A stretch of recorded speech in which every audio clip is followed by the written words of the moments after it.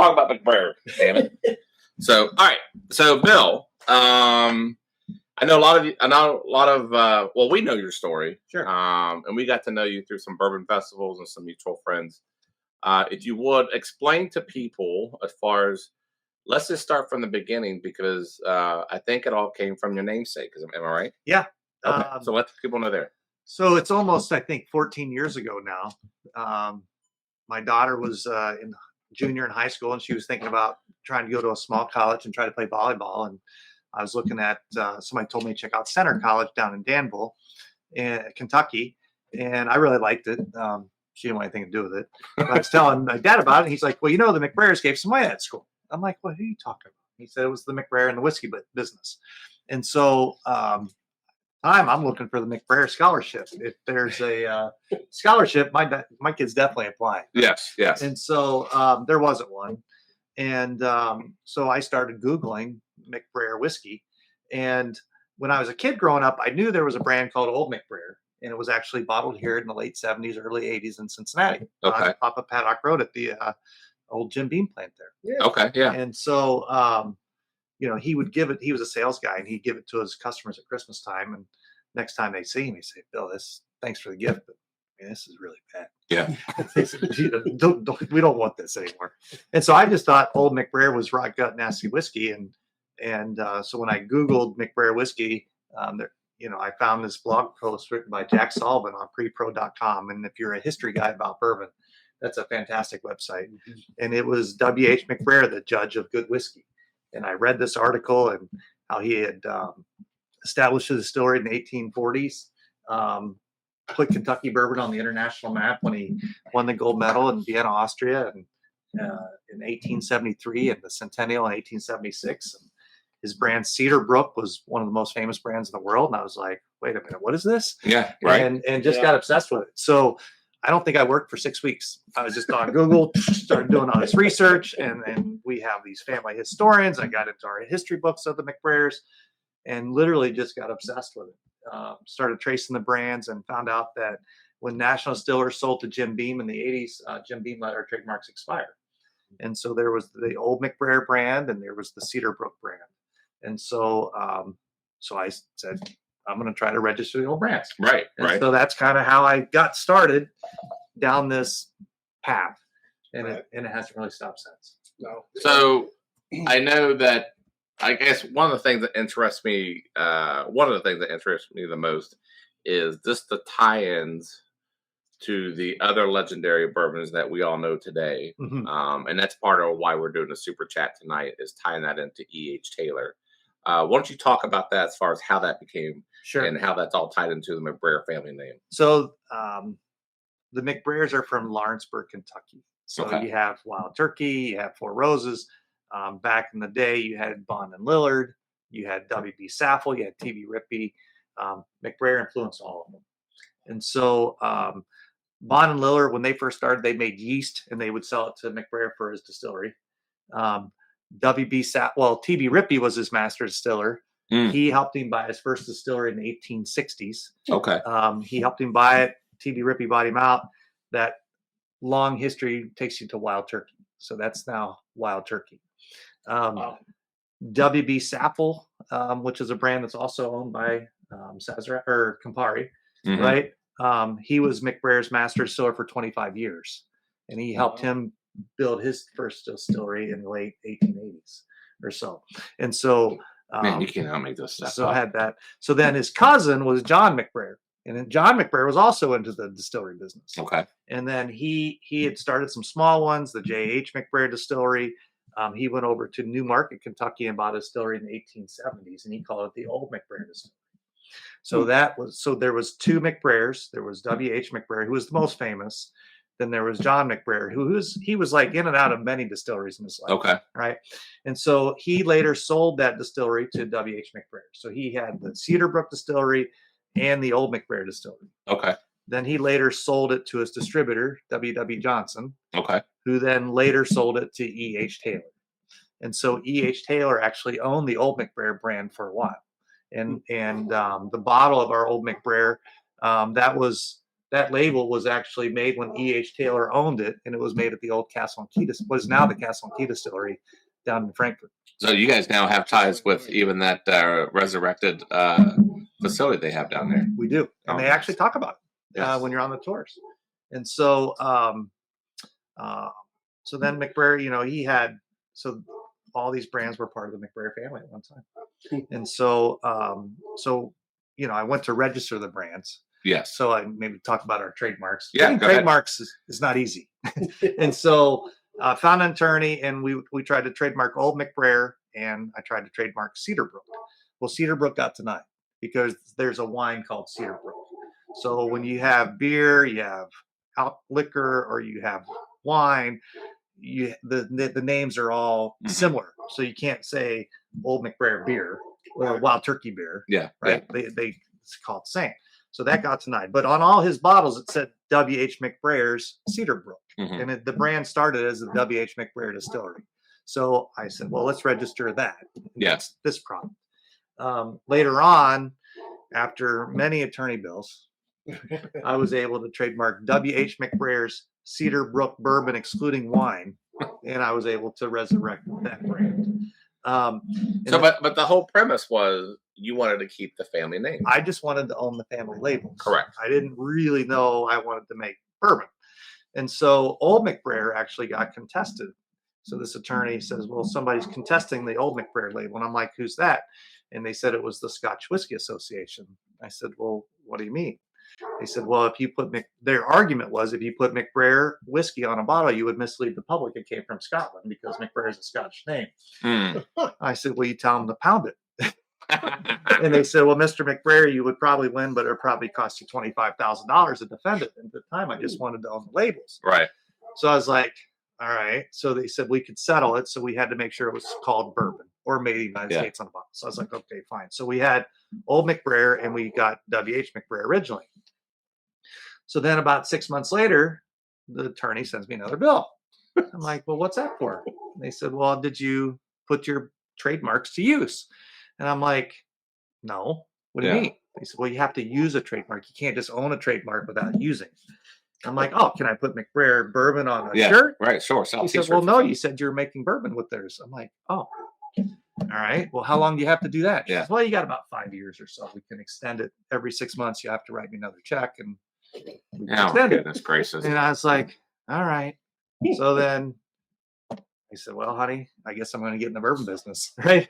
And so, either that or we lose the family trademark. Right. And so I said, honey, I don't know anything about it. So I'm just going to start drinking a whole bunch of it and I'll figure it out. And that's how I really got in the bourbon business. Right. And when you have teenage kids, there's a lot of reasons to do product research. That is amazing. And then, during that time period in the 1800s, right, from what I understand, there's evidence that you have found, right? Yeah. Between communications from McBrayer, if you want to talk about that. Sure.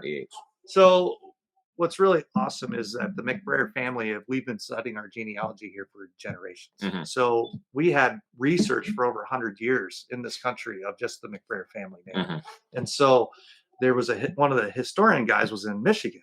And I went up to see him, told him what I was going to do. And he said, well, are you going to use the old family recipe? And I'm like, what are you talking about? Right.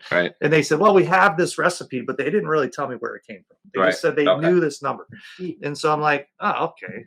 And so then I was really deep on Google one day. Okay. And I found this blog post on Bourbon. It was on a blog site. And it was Chuck Crowdery and Michael Veach. Michael back Veach. In 2005. Yeah. Right. So it was like a message board. Bourbon Beach. Oh, yeah. Michael Veach, right? They're both in the Bourbon Hall of Fame. Yeah. Yeah. And they said Michael Veach found this letter from McBrayer to E.H. Taylor in the Taylor Hayes files that's at the Filson Society, which has in Louisville, that has a bunch of bourbon artifacts. Okay. And so he is curating the files. And on the back of this letter, so when E.H. Taylor first started, according to Michael Veach, he bought either Old Crow's, Dr. Crow's whiskey, or McBrayer's whiskey, because it was known as the best in Kentucky. Nice. And so on the back of that letter, it had the mash bill he was using at the time. That's amazing. It was an 88% corn mash bill. And they said somebody needed to remake this bourbon, and they need to go in the barrel at 105 proof like they did in the old days. Mm-hmm. So I'm like, there's the business plan. Right there it is. That's what Right. we're going to make right there. And so I told my dad, I said, hey, hurry up and retire. We got to figure out how to make this whiskey right here. Yeah. And so we went to the trade show down in Louisville, probably, I don't know when that was now. And they were, doing the stills, right? Mhm. There was all these stills. And I got talking to these guys. They said, oh yeah, we were $250,000 into our still setup before I ever started making whiskey. And I'm like, huh. Yeah, that's quite the investment before you start turning This over. is my, I just want to own the family brands. Yeah. I got to fulfill my trademark, right? And so went from that, started talking to some people around town, and they connected me with the people at Wilderness Trail.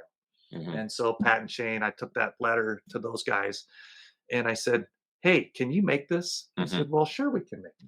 I said, well, we want to use some heirloom corn, and my dad's got a friend that grows this Bloody Butcher red corn.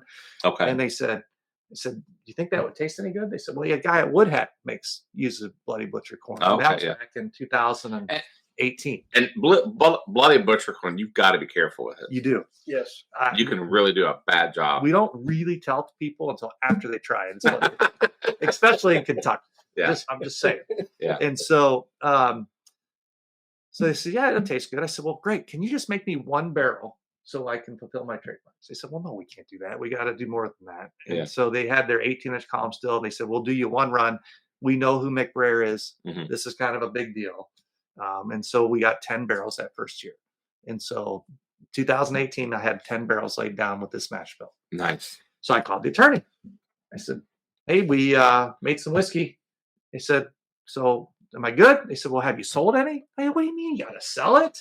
And so, so this is 2000 this is probably 2017. Okay. 2016 is when we put those down. I'm sorry, 2017. And well, you need a federal license to sell alcohol. So then you had to go to Oh, my Fed to get a goodness license. gracious. Then I had to call the It's like state. all I wanted is the name. Yeah, and I said, so I called the state of Ohio. I said, hey, I need to sell some bourbon. Yeah. Can you help me? They said, well, no, we're a controlled state. We're not going to help you. Go to Kentucky. So you go to Kentucky, you talk to the ABC in Kentucky. They said, yeah, we'll let you in our state, but we need your in-state license from Ohio. I'm like, well, I don't have a license. So they had to get them all connected and all this stuff. And so then when that distillate that we laid down got to be 1 year and 1 day old, it then becomes Kentucky bourbon, right? It's bourbon when it hits the barrel, Mhm. but at 1 year and 1 day aging in Kentucky, it becomes Kentucky bourbon. You know what? I'm not sure if I knew that. I don't think I did either.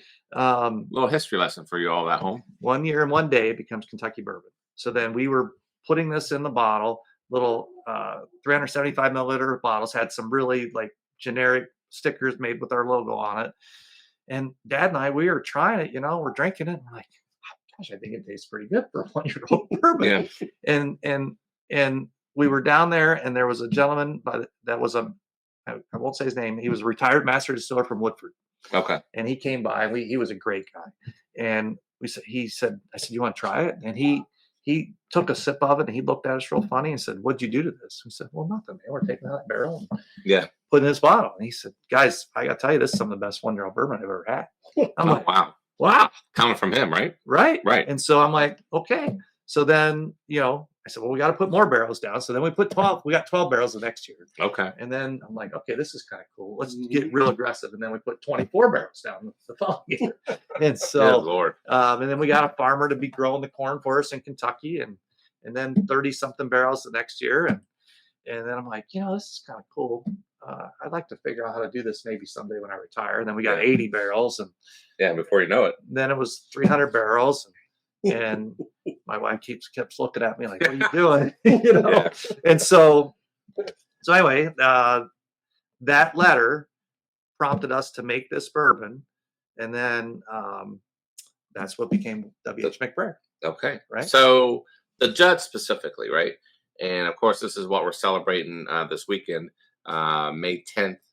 Is that correct? Yeah. For the release of the judge for those who are in that Legacy Club, correct? Yeah. So what we've been doing is we dropped this to our Legacy Club, which you can sign up on our website for free. Yeah. Right? We'll send you a newsletter once a quarter or so, kind of let you know what we're doing, things we have in the works, new releases that are coming out.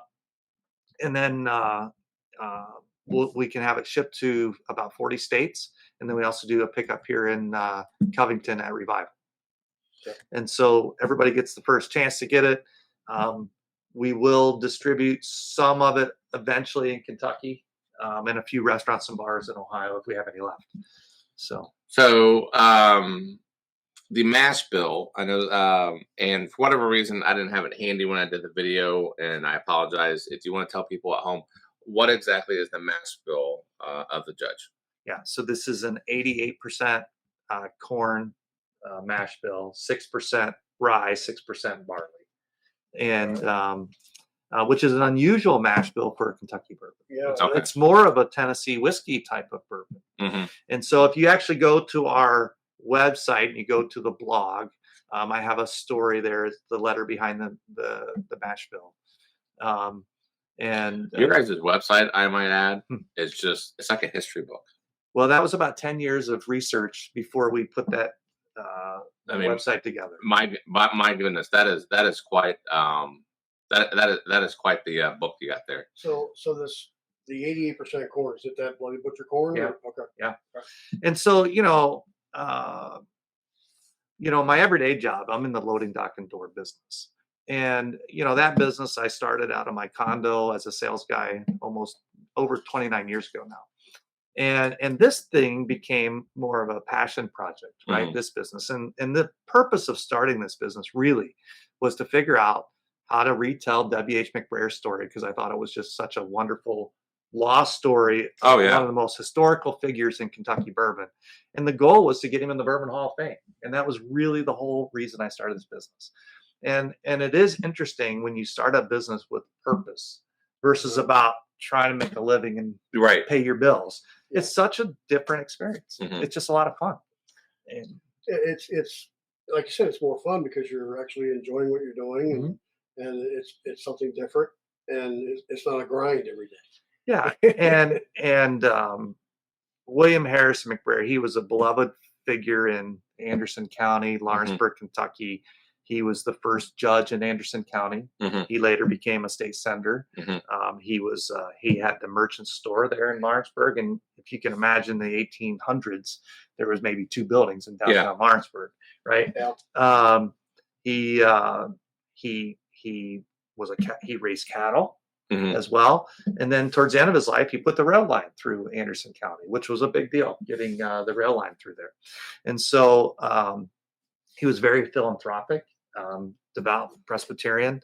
And so, there are aspirations that this brand, this bourbon business, we have, passion projects that we're part of and things that we're raising money for. And Okay. hope it can have some purpose behind it. We have a question from a viewer, Silly Yorkie, Whiskey for Me, asks, how many expressions does McBrayer have available now? Yeah, so we have 5 different bottles, I think is what you're asking, right? So we have our Cedar Brook brand and our Old McBrayer brand, but then we have 2 of each of those.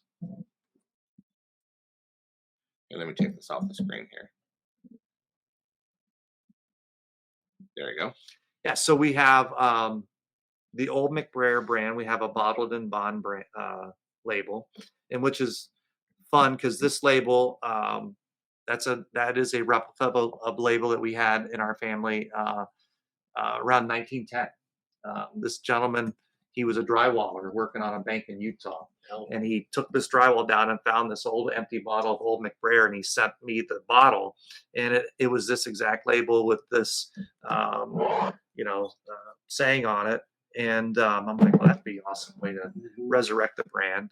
It's the same label that was also, I call this our movie bourbon. So this bottle was in Untouchables and Deadwood and all these different bottles.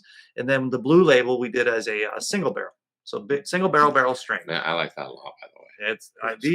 I'm a big proofy guy too. You are. I mean, those are like 119 proof, 118 proof. This is the bottled and bond. It was just a historical way of bringing back the Old McBrayer brand.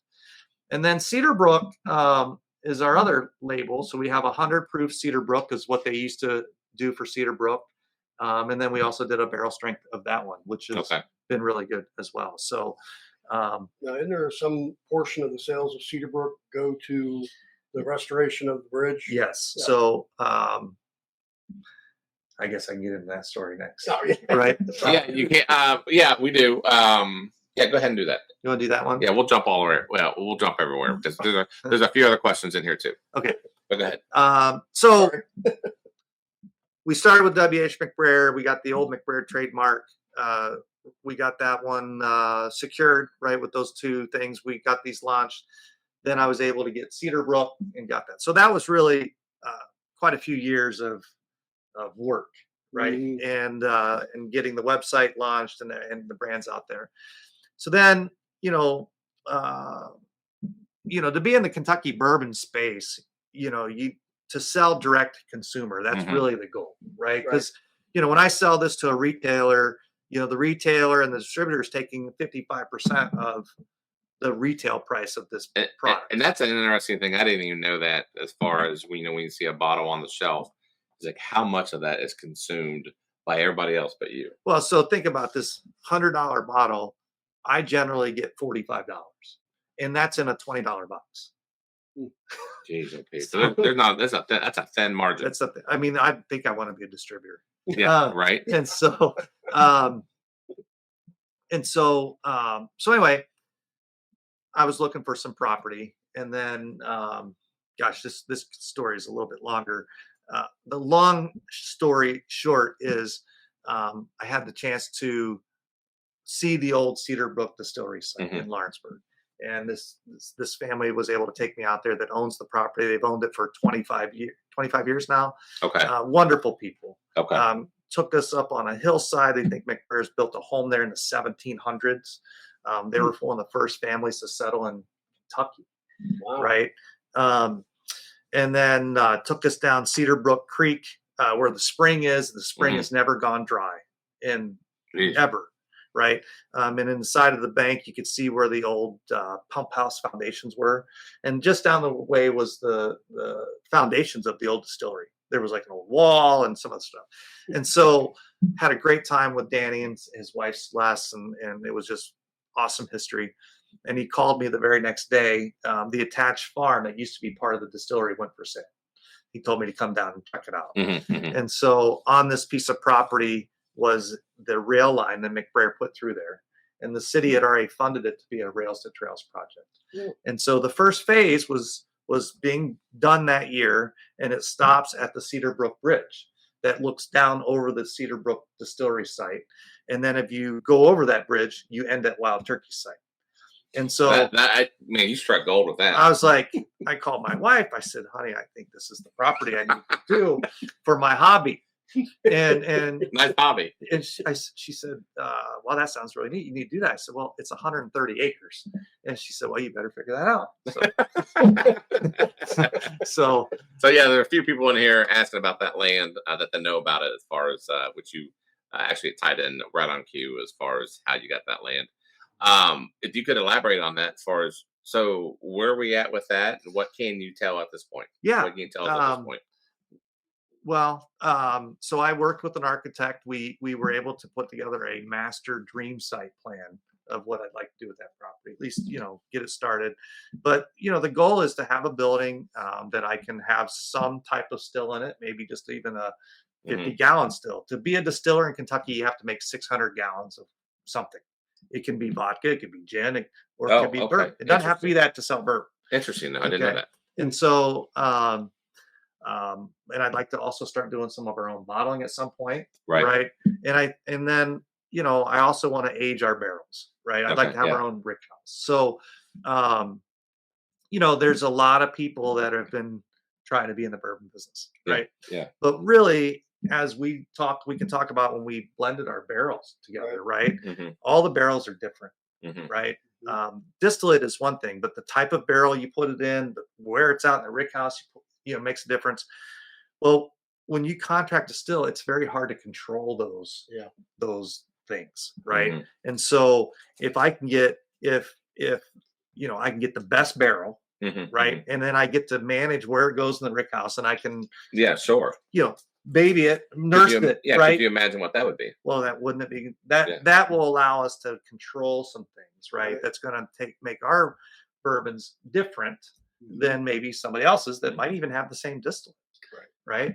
And then you work on the art of blending, and you get to have, you can control some of those variables. I think is a great way to get started in this business without figuring out how to make whiskey too. Right. That's a whole other thing, trying to learn how to run a plant. Well, I tell you what, I can't wait to follow you along and see how that plans out. I mean, we're all rooting for you, and man, what a fantastic journey that is. Well, Speaking of journey, Wayne or Rebecca, I can't tell which. They're asking, as far as outside of McBrayer, what bourbon is your daily drink? well, I would imagine it depends on the day of the, depends on the day, what kind of day you had, and all that kind of stuff, right? well, I got to tell you, I've become pretty snobby about drinking other bourbons, to be honest with you. Yeah. Now, there's brands I really admire. I admire the Old Forester brand. I admire the Michter's brands. They're legacy type brands. One of the other craft ones I really admire is Peerless. Same type of legacy story brought back by their family, and they're making their own distillate, and they've been doing it now for 10 years? Yeah. Something like that. And it's good. It is very that double oak that they make, that's his favorite. I mean, it might be one of my favorite double oaks out there. Oh man. Right. And so, but honestly, if I have a go-to, it's Old McBrayer Bottle and Bond. If I want something that's just kind of mellow for the night, I'll drink the Cedar Brook. And then if it's, I really want something special that night, I drink the WH. Oh yeah. Right. If I had a really nice dinner, especially like a steak dinner, and after you got that salty steak, man, WH is fantastic. Yeah. Well, let's. I know we haven't had a pour. We've been talking. I wouldn't mind. Nothing wrong with that. But yeah, let's talk about, while we're pouring, let's talk about how we went through the blending. We had 42 barrels. And then while we're doing that real quick, we're gonna take not a commercial break. We are gonna take a prize break, meaning that we're gonna go ahead and spin a wheel and do a drawing. And this shouldn't be a surprise to you. We're gonna end up having 2 free drawings tonight. We tend to do that. So Jeff went ahead and made 2 free sample packs to give away. So we're gonna give away the first one right now, and then, like I said before,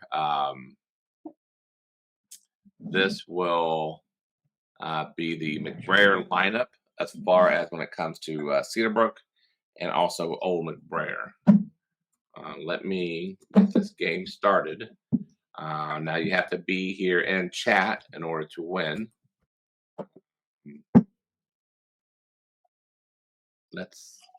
Ruh-roh. Are you kidding me? What'd you do? Hold on.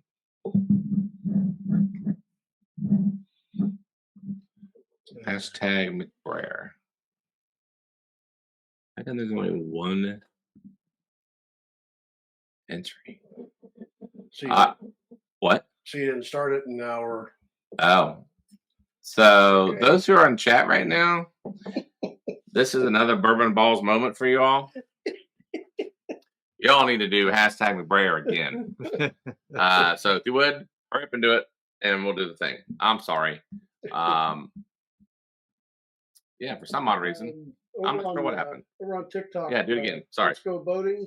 Yeah, I will. I'll send you an email about the Driftless Glen Rye that he was going to send us, if you recall. Remember, he was talking about the barrel proof rye that they have. I don't know. You don't remember? All right. Well. Cheers, Andy Schumacher. Thanks for joining. Hey, Andy. If you want to win anything, it's hashtag McBrayer. And yes, CA Scotty, yes, hashtag. Maybe the next hashtag will be hashtag shit show, because I didn't turn on the hashtag. So, but you know what? That's par for the course when you're on this show. Everybody knows that. So it wouldn't be fun without us screwing things up. No, it wouldn't be. Yeah. So, all right. So, go ahead. I'm sorry. Continue on to your conversation of as far as the blending, what we did. Yeah. So we had 42 barrels. Yeah. And we one afternoon there was how many? 6 of us. Yeah. Yeah. We had John, Brian, 6 or 7 of us. Yeah, and then Right? we had Sam from he used to be with MGP Mm-hmm. as a scientist, Mm-hmm. and he helped get Penelope going. It was He one of the did. brands Yeah. he helped.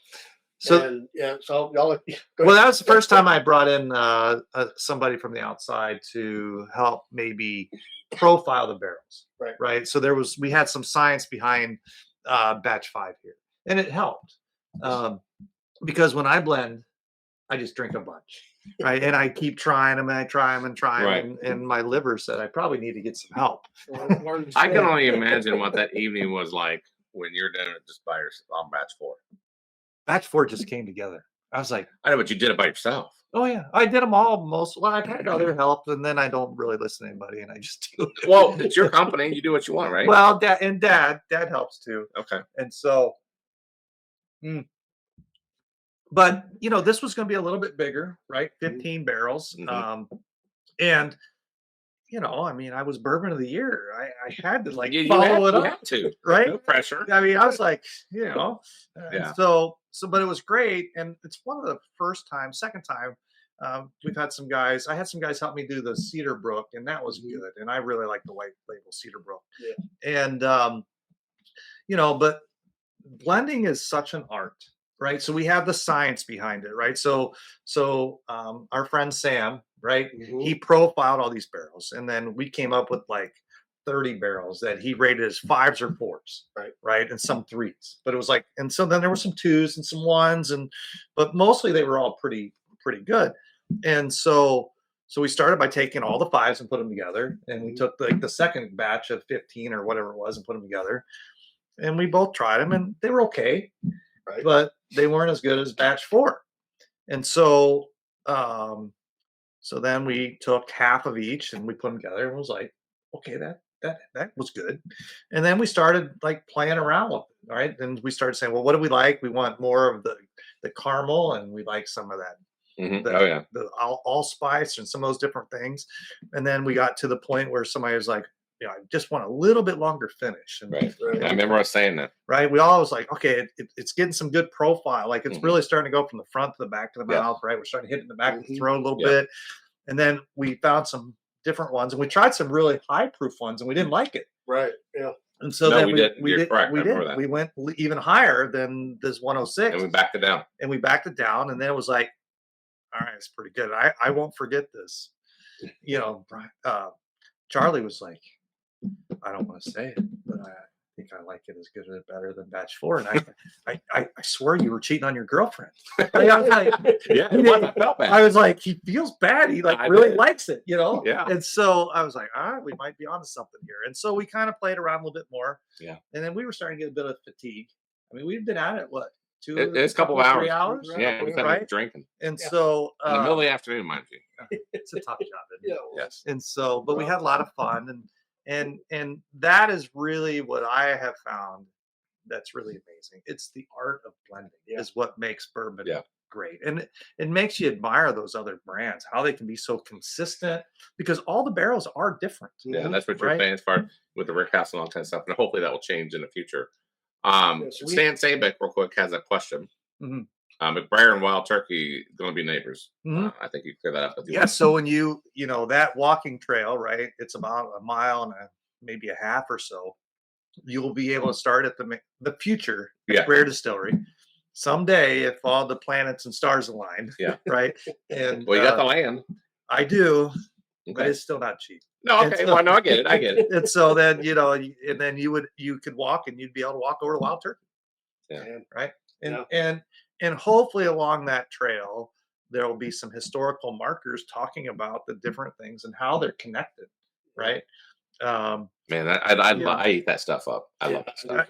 It was like it's a trail on the Bourbon Trail, right? Yeah, and it's there's so much history there. And then when you go to Four Roses, you go across the railroad tracks, and those were the tracks that McBrayer put through there.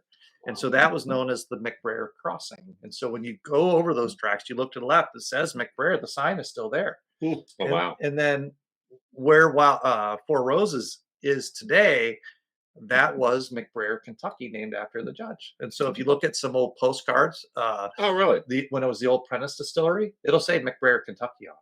Wow. And so I didn't know that. that was named after the judge. Now, Man, I'm learning stuff still. yeah, so this blend is a blend of, what was it, 8 and 9-year-old bourbons? 5.5 and 6 and 5 half and a half, year olds. 6. Okay. Yeah. And Alright. what I love about this bourbon, and I don't know how other brands are doing it, but this is a very approachable 0.06, It is. 0.8, It is. right? But that liquid came out of the barrel just like that. We didn't do anything to it. Right. We ran it through some filters. Mhm. It's got this nice viscosity to it. It It's got does. some good legs on it. It's thick, coats your It's throat. extremely thick, and that's Right. my first reaction when I had this final product. Is it reminded me of a little bit more proofier of a Michter's 10-year. At least that's for me. And you thought it was better than a 10-year. I thought it was better than 10-year. Personally. So we do have another question. I want to keep up these questions. How do people get started in the whiskey/distillery industry? Is it taught in schools, OJT, family traditions? What's your best way to say that? I just started drinking it. And there's only one school in the country that actually teaches distilling, and that's Yeah, and Bill knows a little bit about that too. Or Right. we talked about that before we got on air, as far as Well, you the got the bean. James Mead Institute, Right. right? Yeah. There's a class you can take in Kentucky at the I think it's Whiskey University or Bourbon University. There's another place, right? You can take a course for several thousands of dollars, and they'll help you understand distilling, right? And so learning to distill and to make products, that's pretty tough, Yeah. right? I really admire the guys that just started out craft, just starting to figure out how to make their own. yeah. We had some help there, but we had brands and we had a story, and we wanted to make sure we were putting something in there that was good, but we wanted something unique as well. And Right. so we started out slow. And I don't know. I'm glad we didn't just go get 15-year-old barrels and start putting it on there and label it, because I don't know how you follow that up. Right. Yeah. And so to build a brand, it takes time. No, it does. It takes time. And I think you can speed time up for some sales by getting some old barrels and putting your name on it. And I know what's really hot right now is that stuff that came from wild turkey that was made by Buffalo Trace. It's Yeah. 15 years old. I mean, it's fantastic. So Right. when it comes to McBrayer, Is that I think so. Yeah. and when it comes to McBrayer, Silly Yorkie's asking, what is the quintessential nose, palate, and finish when we identify maybe a McBrayer? Well, all three of those expressions are different, right? They So are. they're But maybe to the judge, obviously we're celebrating the judge this weekend. yeah. So maybe focus on that for a moment. What's your coming from the man himself? Sure. What's your answer to that? Well, I think it's all about the profile. It's the taste. I mean, yeah, we're going to get some vanillas on here. We're going to get some allspice, that buttery note that I think a lot of people like. Yes. It's kind of evolved from a butterscotch into more of a bourbon, like a buttery, Yep. Almost like buttered popcorn, I don't know, kind of thing, Yeah. right? And but right now, we still get that little chocolate note, which I love I do, in our yeah. bourbons, Yeah. right? Yeah. There, whether that'll continue in the future, I don't know. I think every year the product's getting a little better, Mhm. right? So, Yes. Wayne and Rebecca, they're on here. They did a really nice job last year. They took all four of them and they did a profile of all four of them, Oh, nice. and they had a video about it. And then they just did one on batch 5. But they're all a little bit unique, and we haven't really dialed into this is going to be the profile forever, right? Yeah. Because I have about 450 barrels of this aging now, Okay. right? And we're kind of figuring out, gosh, if you sell 50 barrels of that a year, that's 9 years worth of bourbon. Yeah. Now we're starting to do some single barrels of this now. So Mhm. we have our first barrel pick of a guy that just did this one, but we want to make sure we have stuff if we have our own place. And I don't know where it's going to go, right? Right. But vanilla, allspice, that buttery note, some chocolate notes. There's like a stone fruit, there's an apricot type of note in here, maybe. Yeah. Right. Yep. Some years I get a cherry note. Some Mhm. years that chocolate cherry note is a little bit more I get strong. a little bit of that. Yeah. Batch 4, we had our two of our very first barrels were in batch 4. And so batch 4, those first barrels, the corn was older when we got there. Yeah. And so it almost had a funkiness to it, Yeah. which it was a good funk, Okay. but it was different. Yeah. And so that I really can pull those. That's why barrels. batch 1 is unique in itself, right? It was, right? Right. But now I put batch 1 against these other ones. It's like, it's the third or fourth one, or it's not like the first one anymore. Right. Okay. And so next question for Bill, and I don't mean to whatever. I just know we have some questions to get through, and we got some drawing to get through too. And I don't want to keep you guys up all night. And we're having a great time. Again, I do appreciate you coming out. Oh, this is great. Your time is extremely valuable, and the fact that we were able to lock you down here and threaten you and everything else to come here. I will tell you, life has been busy. I think the question's about spending time with my dad. Yeah. So how that's got to be just one in a million. It is. So Dad's going to be 78. Yes. And he was at the barrel. He was, and I love one of his stories, and maybe you can shed upon about that barrel. But anyways, go ahead. He's at that barrel. Oh, Anyway. And so, it's been great. So I don't know. It's been 12, 14 years we've been talking about this, right? First I told him retire, and then I'm like, all right, let's figure out how to do this together. And those are special times, right? Mm-hmm. And so my son's been able, and my daughter a little bit, has been good. Obviously I always cherish those times, right, with Dad and getting to do this. And he's still spunky. Yeah. Like he still gets after it every day. And he was great to talk to. Both times when we did the blending and at the bottle dump. He's a man that's got, I'm sure, more stories than I've heard. But, he's got some stories. But the one that intrigued me that I can't forget is the one that he talked about, how he's got this special barrel he's got with him, right? Yeah. So when we did our first 10 barrels, my brothers and my mom and my dad, we were all down there. We all signed the first barrel. So I said, that's your barrel, Mm-hmm. right? So he gets to do with whatever he wants to. That's the only barrel we have left from the first year. And so, who knows when he'll let us do But that. he's got the most unique response to when I asked him when he's going to open it. Which, what did he tell you? I heard different things. Okay, so he told me, years. and he told me this twice now. Yeah. Same answer, Yeah. both at the when we were blending and we were at down at bottling, and I asked him about that barrel again. He said that he wants it at his weight. Yeah, well, hopefully there's some left. But but it what's could be empty. Well, I told him though, what good is it for him? I hear you. And how selfless is that for him to do? And I mean, that speaks to his character. But that's he's been sticking to that response last few times I talked to him. I don't think he's going to wait. Okay, I think he needs to crack that bad boy open. I do too. I will tell you this. When we first started, I had teenage kids, right? And so we'd go to like a sporting event, and afterwards we'd all go out to dinner, and I'd start telling bourbon stuff, and I think the guys all are eating it up, right? Yeah. And then my kid and my wife are like, Bill, can we go out tonight? Will you just not talk about bourbon? You're embarrassing us, right? And it's easy to embarrass your teenage daughter and your son, Yeah.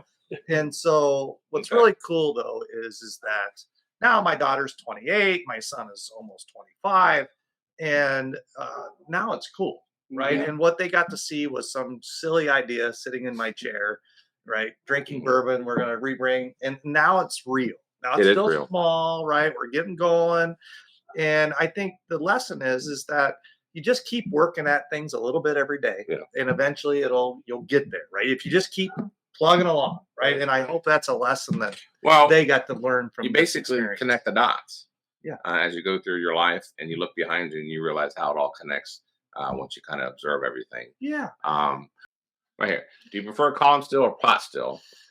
Would you use both in the future? Well, After you answer, I have an opinion. Yeah, I mean, column still is really traditional bourbon today, right? Mm-hmm. I have had some very good pot still bourbon. Yeah. From where?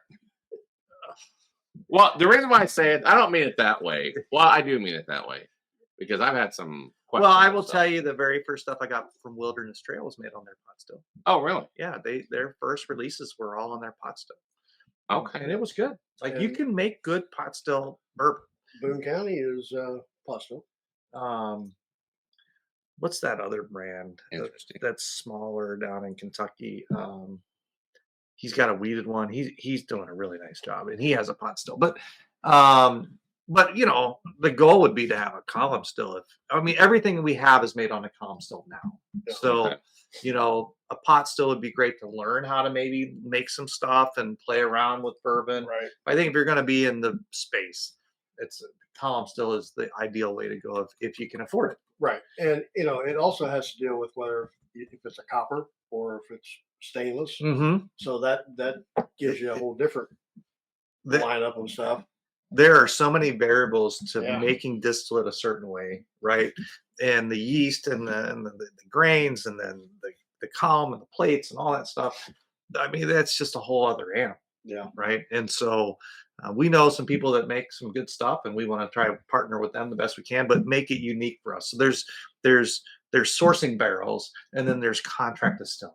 Right. We want to contract distill our stuff. We want it to be unique to us the best we can. Right. We've done some sourcing of some barrels to get started, but now they're making it for us, right, to our specs, and we're going to tweak a few things with it, and then hopefully, you know, several years from now, it'll be unique to us. Yeah. I don't mean to laugh. I'm just going through these comments. So I'm listening. I can multitask. Don't forget your wife who helps. My wife is wonderful. I didn't, Susie. I don't know you, but I'm sure you're a lovely lady. I did not mean what I said earlier when it just slipped about. So let me tell you, I got to tell you, it is not easy being married to an entrepreneurial guy. Yeah. Okay. I mean, I bet your mind just goes just everywhere, and you're constant thinking. Well, I have a problem, right? And so, you know, like, I don't know, when we first got married and I'm doing sales and I'm trying to start this business, and I'd come home and I'd be like, man, I got this great order today. It's gonna be great, right? Mm-hmm. And then my wife would maybe go buy a couch or something. Like, well, what are you doing? She goes, well, you said you got this nice order. I go, well, yeah, we're still broke. Like, we're broke. And so, you know, and at some point along the way, it was like, honey, what are we doing? She goes, well, how much bourbon did you buy this year? I'm like, you can do whatever you want. You're fine. My wife is the smart one of the two of us, and she's a hard worker, and she's allowed me to do what I wanted to do, and it's been fun, and she's all about helping me out. She's been helping me out quite a bit at the dock and door business here lately, and that's awesome. And we just celebrated our 30-year anniversary last year. Congratulations! And so it's worked. Right? And then also, Susie, to you, I don't know you, but I'm sure you've got to be an awesome person to be with Bill. Happy Mother's Day to you and everybody else out there, and all the mothers in the chat. Definitely happy Mother's to you all. Mother Days to you guys coming up here on Sunday. Well, and I have to admit, I give my wife some scribbly notes of some things about what's going on, and then she really writes the newsletters. Like, she's really the brains behind it. Yeah, but aren't they all though? Aren't there all the wives doing that? Yes, I think they are. Yeah, they are. And where would it be? Yeah. Yes. You know, without the wives, they'd be the equivalent of what Bourbon and Ballz is on the live show. They'd just be all over the place and forgetting stuff. Yeah, forgetting to put the mic on. All kind of forget to do the hashtag. Which, by the way, the new hashtag is Cedarbrook. So if you guys are interested to do round 2 of the giveaway, we're going to do the Cedarbrook, and then we'll also get to the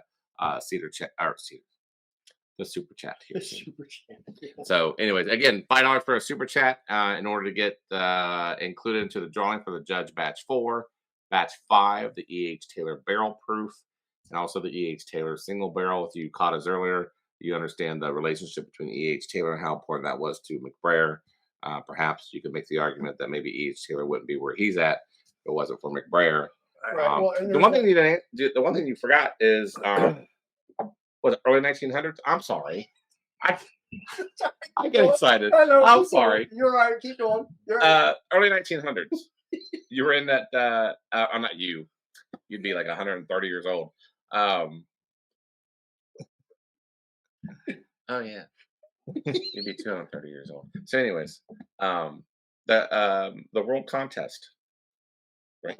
Well, he put Kentucky bourbon on the international Yeah. map, Do you want to right? explain that real And quick? so that was in Vienna, Austria in 1873. Mhm. He won the gold medal, which put Kentucky bourbon on the international map, Right. and that was a big deal.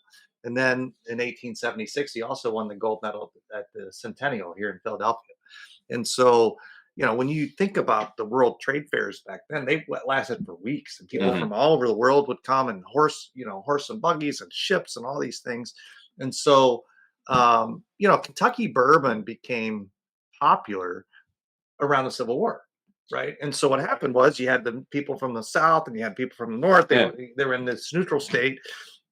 They'd have some whiskey because whiskey was hard to get during the Civil War, right? Right. Actually, it was a big deal part of the Civil War, to be honest with you. And so when they would go back home, they would remember that whiskey from Kentucky. Mhm. And so, and McBrayer was right in the middle of it. There was we allude to it on our website a little bit. So his dad was Andrew McBrayer, and there's some kind of postcard at the Filson Society that he made the perfect batch of whiskey, and that was before the 1847. Right. So we say we established our distillery in 1847. We don't say since 1847. Okay. Right? Gotcha. And I think that was very intentional. Yeah. It was on the bottles. Yeah. And because, they came over the James Herod settlement.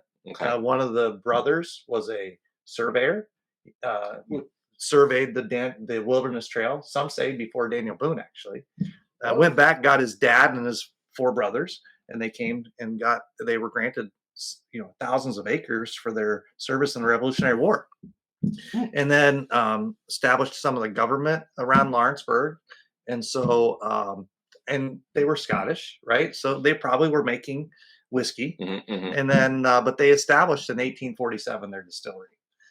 And so these brands like Old Forester, and they're like 1870, and I'm like, they're not very old, right? I mean, they're like a whole generation later than McBrayer. And some of the stories about Elijah Craig and some of his other stuff, Mhm. A lot of it is just a story. It is a story. It's we talked about this with like Boone County, made by ghosts. Yeah, it's not made by ghosts, and it's a story. Yeah, it's pretty cool. That sells the bottle. And so, I thought our story was pretty big deal. Being a McBrayer, I got obsessed with it, right? And then I started going to Kentucky, and these guys were like, "You're McBrayer." Like, he was really a big deal. And so just telling his story, and then all these things just keep happening between the brands and then the mash bill and then the property, and it's like, all right, you just got to keep rolling here, Well, and what I was going to say earlier, we talked about E.H. Taylor, but you've got so many other names that you can drop in there. Like Mary Dowling. Yeah. So I mean, well, you have Mary Dowling was from Lawrenceburg, Kentucky as well. Now the Dowling family was around when McBrayer was there. She came a little later after her husband passed away, and during Prohibition is when she kind of made her name. But then he adopted his nephew. His nephew was C.M. Dedman, which I find that fascinating. Yeah, he adopted him when he was 6 years old.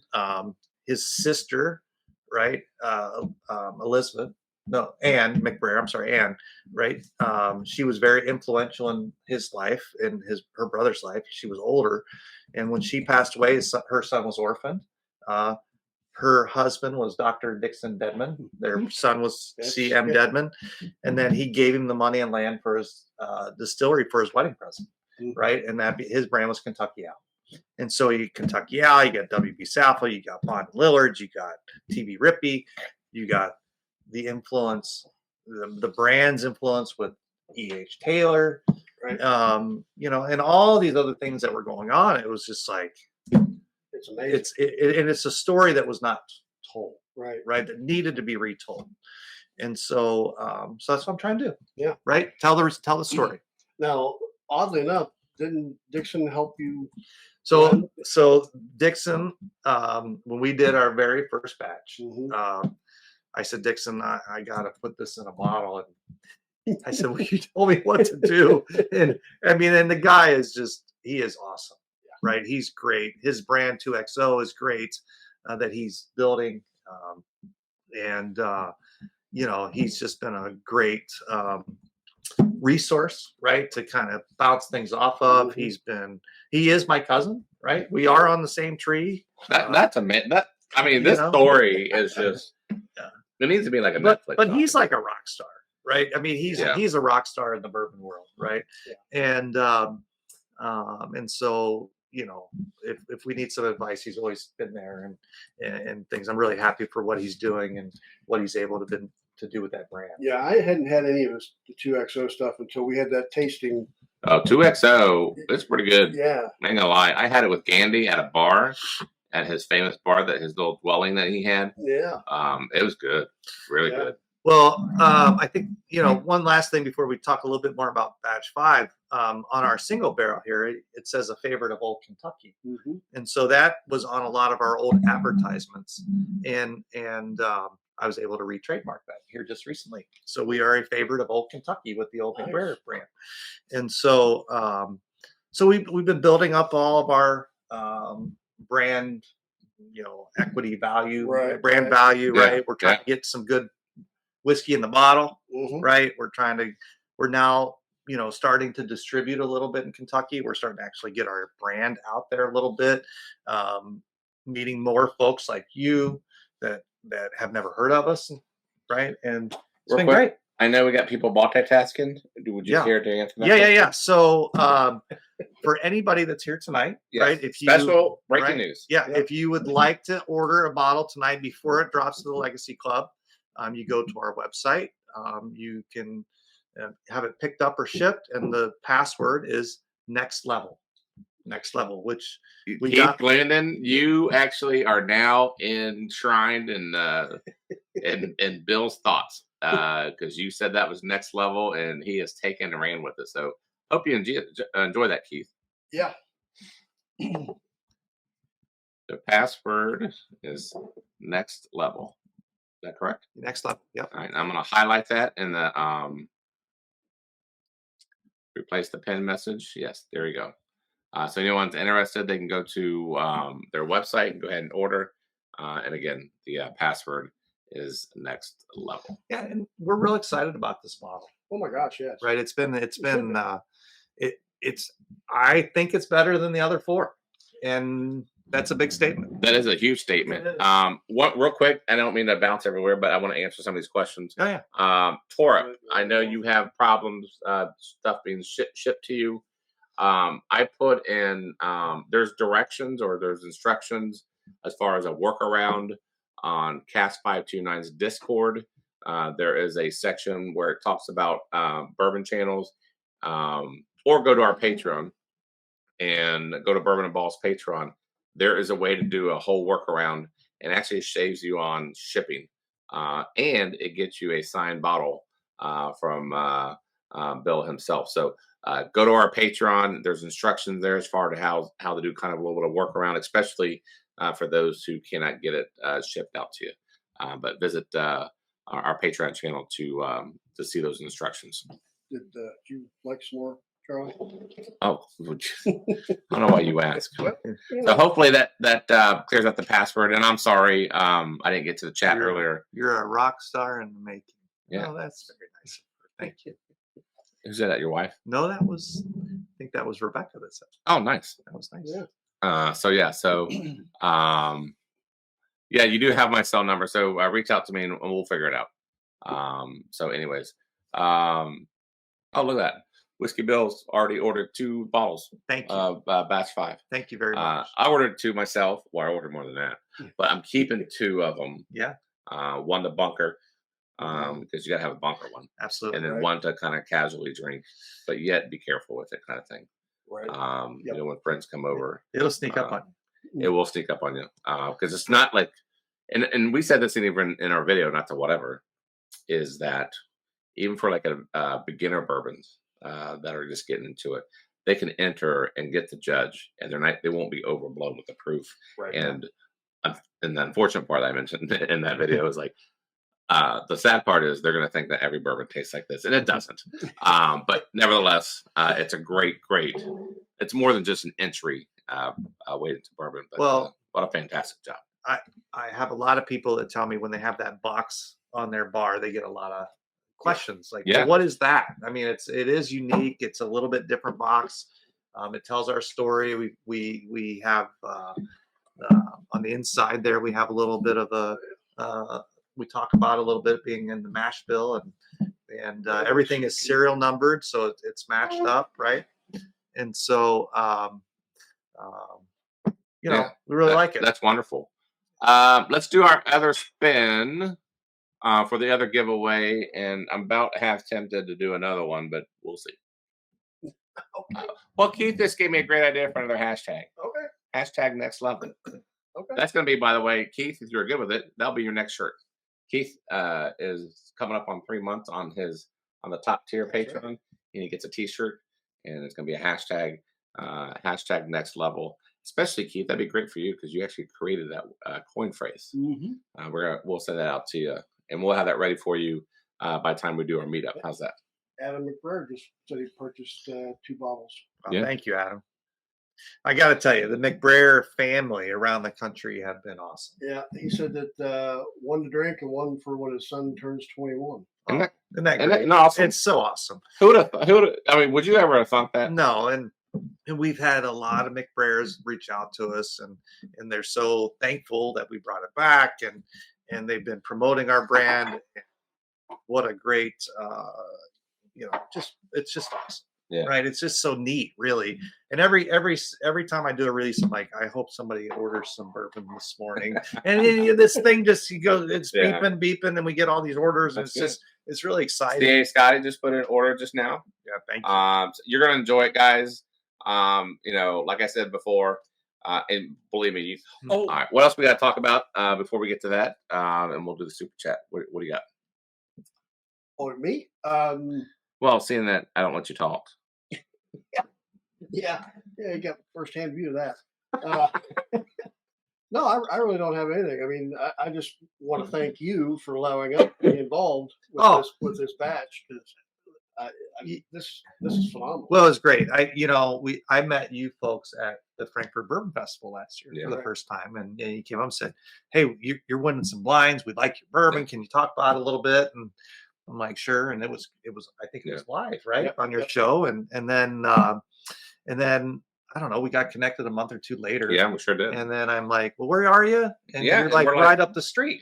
Right. And so that was amazing. it was great. And then we came down, and then I got the chance to show you some of our history and some of the different things at my office, and then this kind of one thing. So I first off, I've loved getting to meet you. I've got to watch some of your show. You have some great guests, right, that you're bringing on, and it's a little bit of a unique spin compared to some of their shows out there. Appreciate that. And it's great, and I'm just honored to be here, and I was so thankful when we won Bourbon of the Year, and we've always thought and when we're at Frankfurt, some folks on the chat have been there. They've been there, and they're like, people are coming up to us like, "You guys have the best bourbon here at the show," right? And there's like 50 or 60 bourbon brands there, and it's pretty awesome, right, to hear those things. But then, we're like one of the best kept secrets, I think, around. You are. And so we're you all have helped get us out there a little bit. We're starting to get out a little bit more, and it's maybe time to tell people who we are, right? And we now have a little bit more juice because we're out of the first barrels except the one for Dad. Second year barrels are all gone. We have a few of the third year left, and we're starting to scale up a little bit. And then we've got the other 2 labels, and we're trying to figure out what that looks like. And now we've got the property, and we just keep plugging along a little bit. And I think fun. Following you, like we here we are following you guys. We weren't with you from the very beginning, but I think we caught you guys early enough to where we get to sit back and watch, and we appreciate any involvement that you guys have given us. We don't deserve it. We don't. Well, I don't know how we fell into this, but we did. It's just a bunch of dumb luck, and I think not a lot of choices out there for you. Having a few extra, having a few extra people to say, "Hey, you all have a good palate, right? Yeah. I mean, you drink a lot of, you have a palate, right? And so, hey, what do you think of this?" Yeah. And before we do it, I always appreciate having other people to help me. I mean, listen, I know what I like. And I've been able to put some blends together. It's getting harder as you start making bigger ones, and you start to put, I put a lot of pressure on myself. And I got to keep getting better every year, right? And then you start obsessing about these things, and you stay up at night, and you're like, oh. So, Celia Yorkie, that's a great question, but I think it's a simple answer. But obviously, Bill's going to answer that. But they want to know how can we best support you? Oh, well, thank you. Well, buy our bourbon and tell your friends, right? And share it, and just and that would be great. I mean, I need to do a better job. We did talk a little bit about the Cedarbrook Bridge, right? Every bottle of Cedarbrook, $5 is going towards that bridge. I need to get it set up on my website. We actually have the McBrayer Distilling Foundation set up. And so that money is going into that foundation that will give that money to the city of Lawrenceburg. They need about $500,000 to do the bridge. They've done the first phase. They're doing the third phase of the trail. And so that's a great way to help support us. Right. I need to get that story out there a little bit better on our website, and things. We do have a GoFundMe page, for that as well. I did see that. Yeah. And so, but really, follow us, tell our story to people, and that's all we can ask, really. Yeah, and a lot of times, like, bourbons have a great story. A lot of them do, but when you can match it with an equally great bourbon, I think that's when you got something there, and that's what you got. Well, thanks. I mean, and again, it's an evolution, right? Every year we want to get a little bit better. I don't want to come out of the gates super hot, and then you come back and you go, well, that 15-year-old bourbon I just gave you, we don't have any more. We'll give you some 4-year-old bourbon now, right? Right. But if you start with some 4-year-old bourbon, and then you start getting older and older, and you kind of grow with the brand, and tell our story, and hopefully someday in the near future we'll have a building on that piece of property, and people can come see us, and we can tell our story, and it'll be fun. Right? So Brian's asking smartly enough, what you doing on June 7th? I have no idea. I don't know. I would say this: if you are in town for whatever reason, we have a meetup, and I'm telling you, people would love to see you at New Riff. That would be great. Where Brian and Shauna has rented out a room to where a lot of their viewers and whatnot, and we're going to be there too. Just to kind of just hang out and just talk and just learn about each other, and so if you're around, I got to meet them welcome at our barrel dumping, and yes, they're wonderful people, and I would love to come down. I don't know what I have going on that very minute, but I'll let you know. I think basically they're saying it's an open invitation. Well, thank you. Thank you very much. So, real quick, Mr. Schumacher's asking, will you be at the Bourbon on the Banks this year?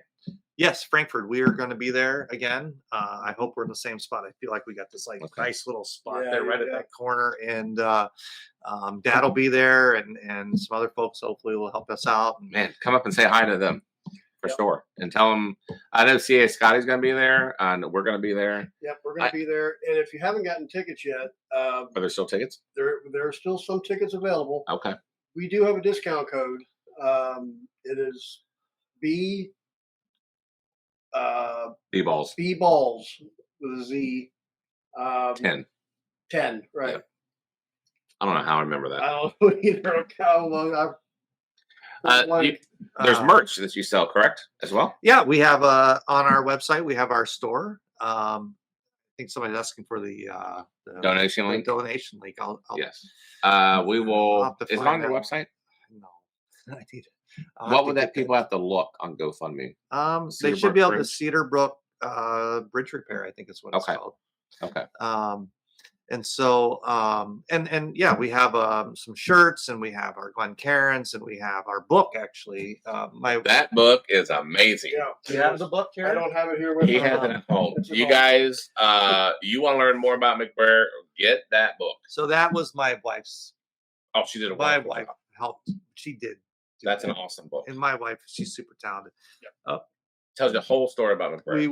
We were working on some different things, and we didn't want to lose any of our initial research. Okay. And so that's a coffee table book. We're a new brand with an 85-page history book, Yeah. right?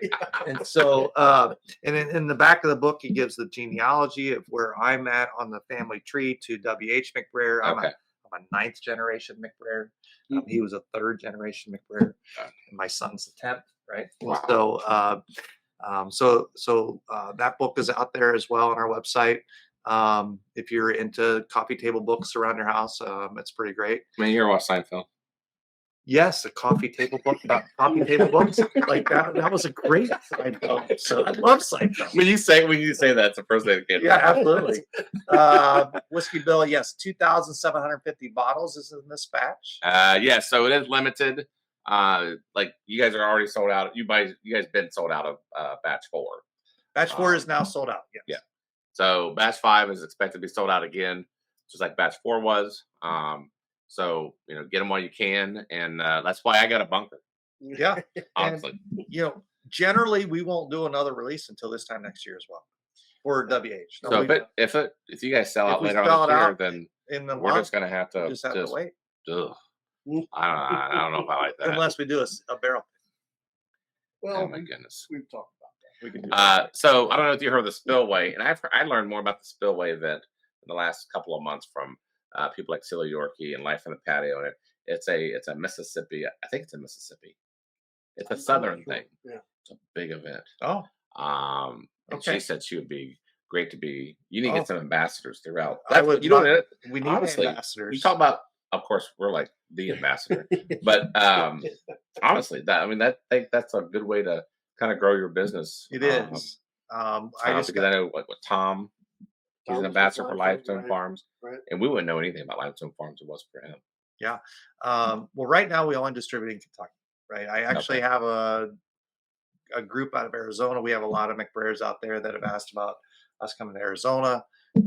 There's several in Tennessee, and we can't ship to Tennessee. So, Okay, considering maybe those states to start but going, Still box though, right? You had we're not. or you didn't know We all very that? little through them right Okay. now, Okay. and so we're just the shipping is really through our website, right? Okay. And so Sealbox ships generally to the same states as our Okay. website as well. Oh, okay. All Right. right. Understood. All right. Let's see here. Thank you, Rye Guy, for doing the website for the gift shop. I have a nice pullover from you all. You do great hat too. Great hat too. Yeah. Yeah. The pullover is very nice quality too, by the way. Yeah. Like Thank you. it's very good. Like I wear that stuff. I wear it all the time. Yeah. Well, I wore it at that couple Yeah. festivals, and they think I work for McBrayer, which I never told them I didn't. That was a great day. Now, I'll never forget. I went into the restroom, and these 2 guys were in there talking about McBrayer. And I was just going, "I gotta record this." What did they say? Well, It was a little strange that you're It recording was a people in the little bathroom. strange. Yeah. So I know right, Silly Yorkie. Yes, I love supporting the newbies and the underdogs. To me, craft distillery is where it's at. I think David B just ordered 2 bottles. That's thank awesome. you, David. Thanks for doing that. That's awesome. Bourbon and Banks discount code again. It's Ballz 10 With a Z. with the Z. Yes, the book is outstanding. Adam's a 10th generation McBrayer. Look Wow. at that, and he's got a son that's the 11th. Wow, Yeah, that's pretty amazing. that's really cool. And there's the website there, McBrayer Legacy Spirits /legacy. That whole website is a history book. You guys need to. That's probably one of the best websites that I've ever seen on a distiller. Thank you. It's like going back to 7th grade history. And there's even more to add to it.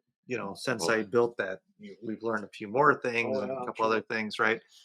And Silly Yorkie, we'll hook you up for bragging Um, rights. oh yeah, Yeah, we'll As hook far you as, up. as far as this letter with the mash bill on it, yeah. do you have possession of that, or I have a copy you of have it, a copy? right? So it is the original. It's at the Tilson Society in Okay, Louisville. okay. I in the book on my website on the blog site it says like Filson like Society or FHS but I have one. I paid them and then I got to take it off there. So in the book I have a nice copy of the Okay. letter, and and things. Brian says that Charlie wears the pullover as a nightshirt.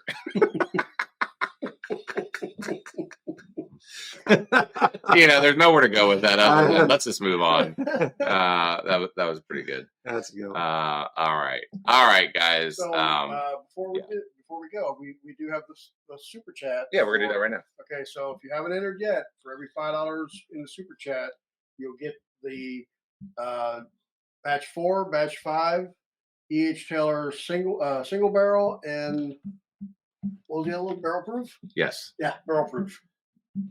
For every $5 super chat. So if you want to get in on that, we're going to draw it here shortly. Yes. Hold on. There you go. 14. Let me make sure I got the right people, and we're going to double check too when we do this. You guys can keep talking. Yeah, so we got this coming out now. We'll probably do another blend of the old McBrayer bottle and bond. I'm starting to run pretty low on that. Those barrels are now getting close to 8 years old that I have. So I'm curious of what we can put together for some 8-year-old bottled and bond.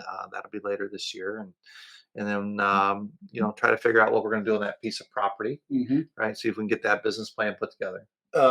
Any thoughts on a rye? So I have been asked about rye a lot. The just getting these 3 labels kind of establishes a lot. I mean, a lot of these brands, right? The new brands, they have a label, right? And I've got 3 labels, 3 unique mash bills, and so that seems like a lot. To not have some fatigue in your line and get some establishment and figure out, obviously this WH is a unique, limited thing, right? The old McBrayer, I think, is a real scalable type of label, type of brand.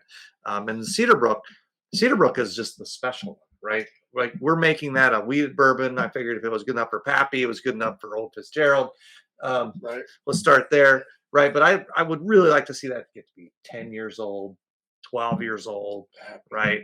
And so even old McBrayer, like, I don't want to be a 5-6-year-old brand. I want to be 8 years old, 10 years old, 12 years old, start to get those things established. Right. It's just going to take time. Right. Okay. And so, doing a rye, we might do some one-off ryes at some point. Right. There are now barrels available. So, when we first started, there wasn't any barrels to get. It was so expensive. And it's like, well, we want to be able to do that. And this is how we started, right, to make it unique. And so we're going to keep building on that. I think it would be fun to do some kind of heirloom rye, right? The Rosen ryes out of Pennsylvania, right? Did McBrayer ever do a rye? I don't think so. But people want to drink rye whiskey, right? There are a lot of good rye whiskeys out there. There are. Now, you had mentioned your goal in this whole thing was to get him in the Hall of Fame. Are you actively? So I think that is the Kentucky Distillers Hall of Fame. Okay. Right. He was a distiller. I think we probably need to get our distillery kind of as an NDP, trying to promote that, get that done. I think we really need to get kind of our foothold. I'd really love to get our old DSP number. Right. The Cedarbrook Distillery was DSP number 44. Okay. The old McBrayer Distillery in New Market, Kentucky, was DSP 17. Wow. And so both of those, when you go to Buffalo Trace and you see the old numbers, they're both on there. It's pretty cool. Yeah. And so I think that's kind of the next step is let's figure out what we can do on the property, at least get a building, get a still set up, see if we can get our DSP number, and then really start to go after trying to figure out some of these.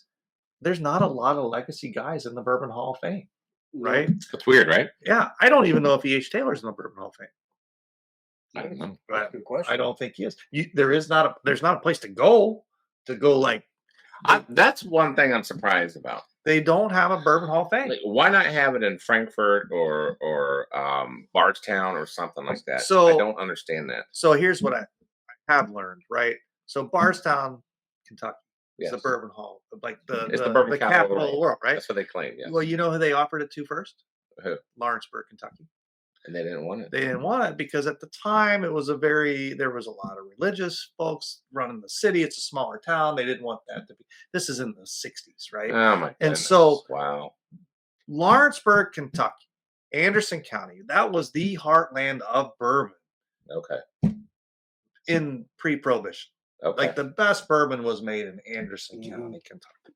Wow. And so to me, it's at least the pre-prohibition bourbon capital of the world. Right. Right. Right. And so, you know, I think there's something that could be said for that. That they have, you know, the old Commonwealth distillery is now going in down there. Yeah. Right. It was where Mhm. where Julius Van Winkle used to bottle Pappy and all that stuff.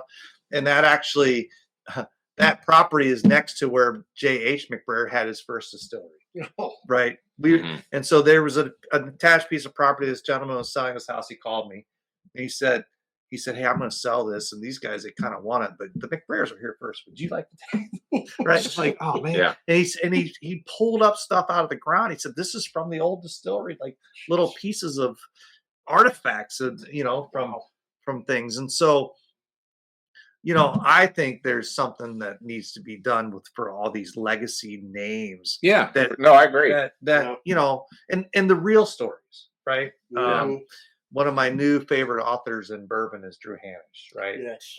Whiskey Lore, Whiskey Lore. Okay. and that book that he wrote was Mhm. just phenomenal. Yes. You know, if you have it for people out there, it's a great book.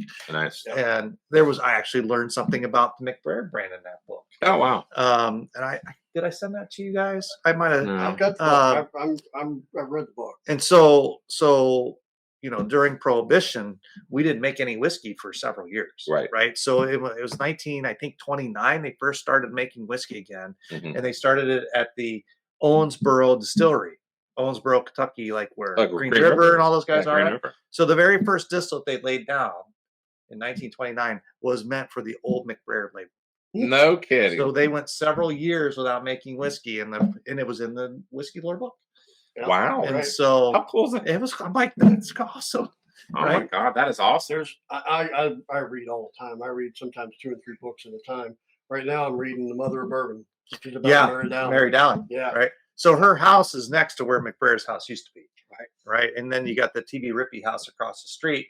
And McBrayer sold him the land to build that big mansion on. Right. That Yeah. they have some whiskey events on every year and Right. every month. Right. Yeah. Whiskey Bill's asking, Bill, did you bring my bottles with you tonight? Yes. Okay. They're here. Okay. Well, there you go. Okay. So let's do the super chat. I know someone in the chat asked how it worked. I know there's some newer viewers on here.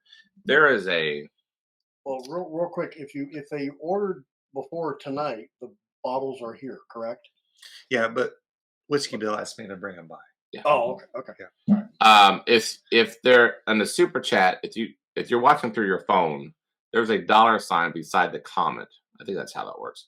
And then you punch the dollar sign, and they'll ask you for what donation you want to make to the channel. $5. It's a sliding minimum. bar. Yeah. Sliding bar. $5 minimum to get you into the drawing.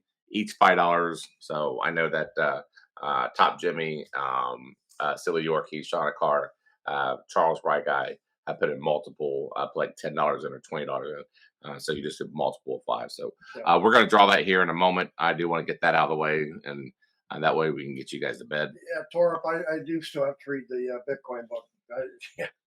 So Torp, I don't read, so it ain't happening unless it's in a audio format and a podcast. It ain't happening. So I'm just being honest. William Hall, thanks for the super chat. I will put you down. Appreciate that. So far, we've been having luck with the last one in is the one that wins. Yeah. So I will put you down twice. Okay, we got that out of the Yep. way. 101 I saw, Torp. Last I saw was 101. Okay. All right. All right. So let's see here. Bill, can you bring bottles by? We'll leave the light on for you. They're quite a few hours from here. They're a couple minutes Yeah. away. And yeah. Well- So congrats. And again, I appreciate you Wow. coming on tonight. Thank you for all the support you've given us, both of you, and obviously the friendship we've started. Yes. And it's great. And that's what bourbon's about, right? Meeting people, getting a chance to just bond over something, and that's what makes this business so fun. No, you're exactly right. So I appreciate you coming on. Yeah, thank you. And thank you. And thanks to everybody that bought bourbon tonight. And I really appreciate it. And thanks for following our story. And I look forward to hopefully meeting all of you someday. Bourbon on the Banks, and maybe June 7th. And maybe June 7th. All right, guys. We'll see you later. Thank you. Cheers, everybody. Cheers.